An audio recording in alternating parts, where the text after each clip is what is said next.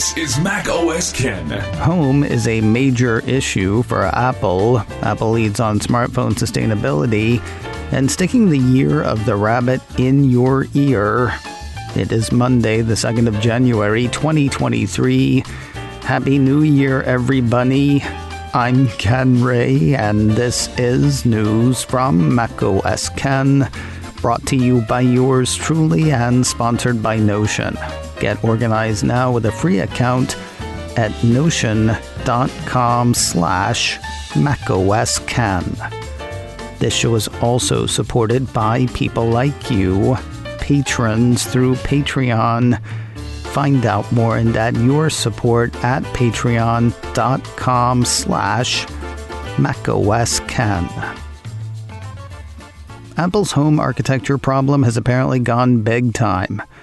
I told you about this issue last week. According to a report from iDownload blog, Apple rebuilt the Home app in iOS 16.2 as part of the smart home application's transition to the Matter smart home connectivity standard. When the app was first opened in iOS 16.2, users saw a banner or splash screen offering to upgrade their smart home. For some people, there was absolutely no problem. For others, there were many, including error messages, trouble with sharing options, devices that could no longer communicate, and more. And it seems there is even more. A report from the Mac Observer lists a few more issues affecting affected users, including HomeKit devices getting stuck in an updating or configuring status, HomeKit devices disappearing from the Home app completely, HomeKit secure video not working, and invitations to share a home with other users failing. While it sounds like a major issue for some, major issue is actually a thing, like a category of issues for Apple. According to the Mac Observer, reports indicate that Apple has added the Home app update to an internal database of major issues, a rare move for a software-related problem.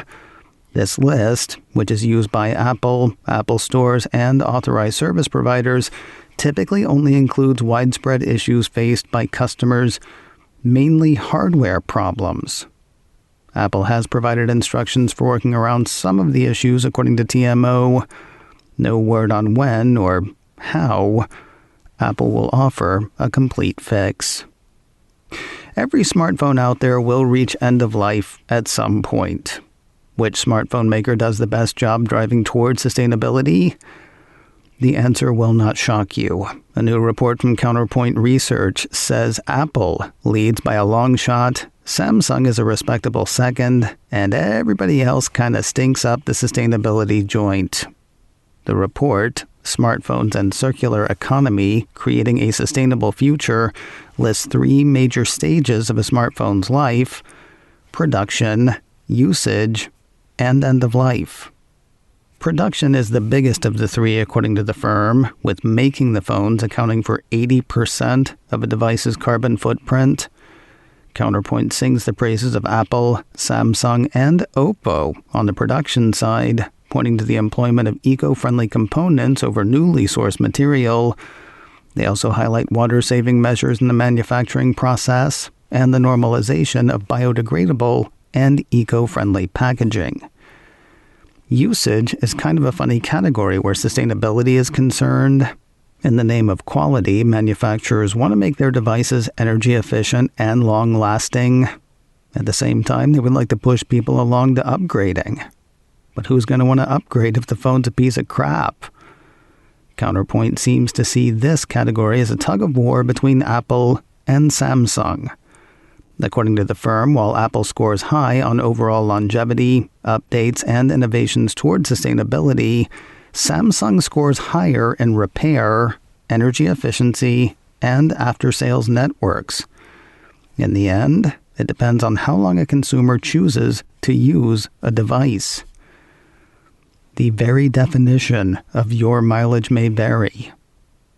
As for end of life, Apple and Samsung devices fare best, though that seems to have little to do with Apple and Samsung themselves. I mean, they do play a large part in that they make phones that people are happy to buy used and use. But while those companies lead in the renew, reuse space, Counterpoint says most of the reclaiming and refurbishing is done by other players in the secondary ecosystem.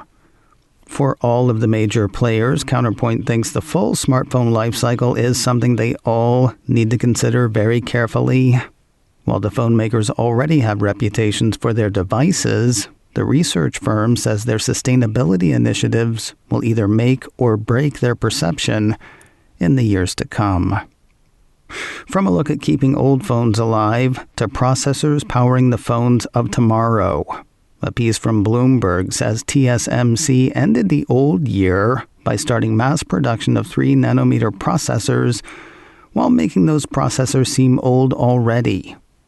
Okay, not really. 3-nanometer is currently the state-of-the-art in processor technology.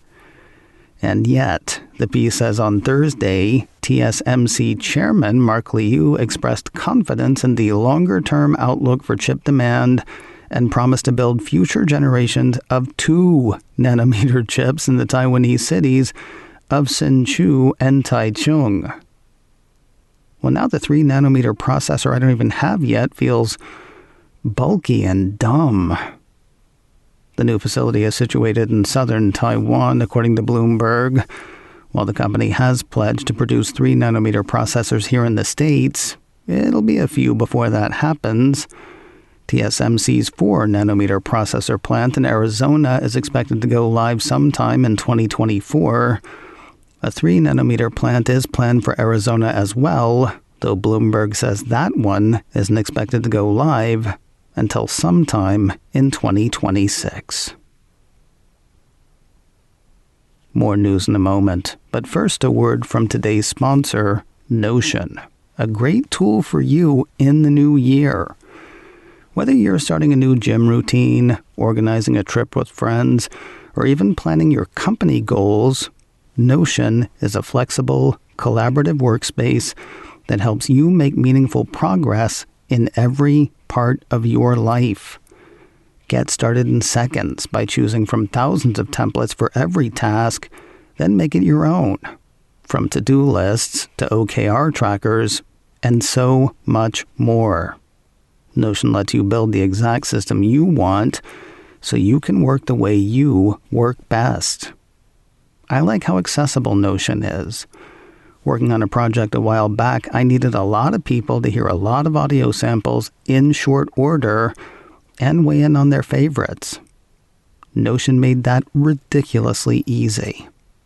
Whether using it for personal projects like money management or vacation planning, or for work projects like designing pitch decks or setting your team vision, Notion makes it easy to set goals and follow through. Start your year off right and get organized now with a free Notion account at notion.com/macOSKen. That's all lowercase letters, notion.com/macOSKen to learn more and get started for free right now. Using that link supports this show. Go right now to notion.com/macOSKen. No doubt you've heard that Pelé died last week. Even if you're not much of a soccer fan, and I have to say I'm not huge on the sport, but if you came of age in the 60s, 70s, or 80s, you have some idea who the man was. He was, in decades past, soccer's biggest star.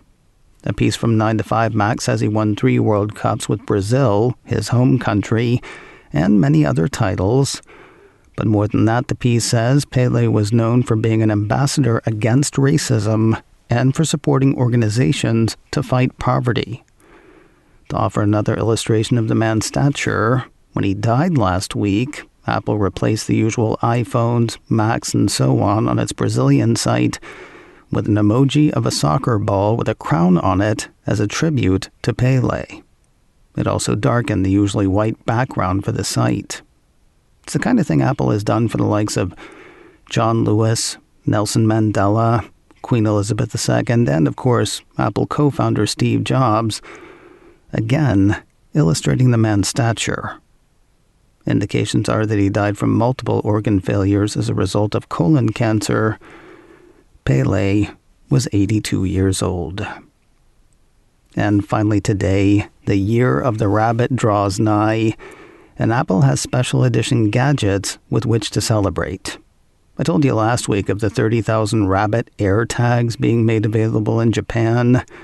Now a piece from Mac Rumors says the Cupertino company is selling limited edition Year of the Rabbit second generation AirPods Pro in and around China. According to the piece, the limited edition AirPods Pro have a specially designed rabbit engraving on the wireless charging case, with a larger version of the graphic printed in red on the box they come in. Otherwise, they're normal AirPods Pro 2, shipping with the usual functionality and at the usual price.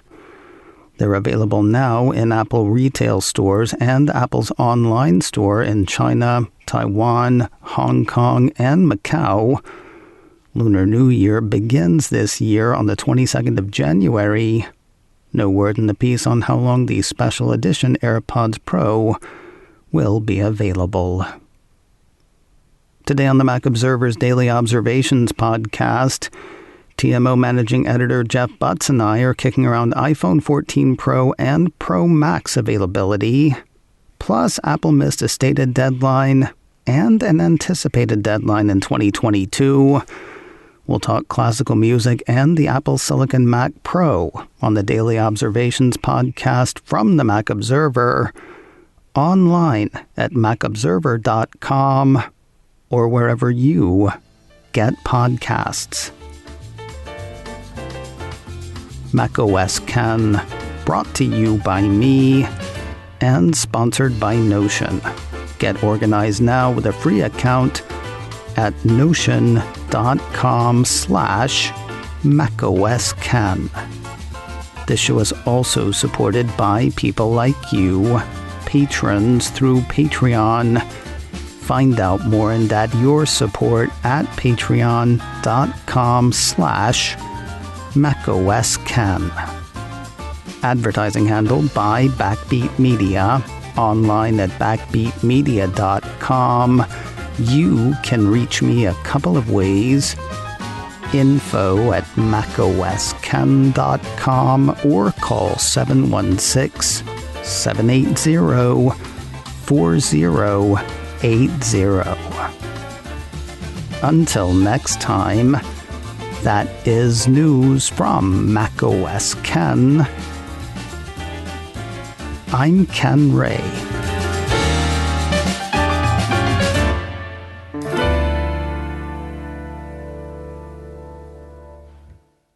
Ciao.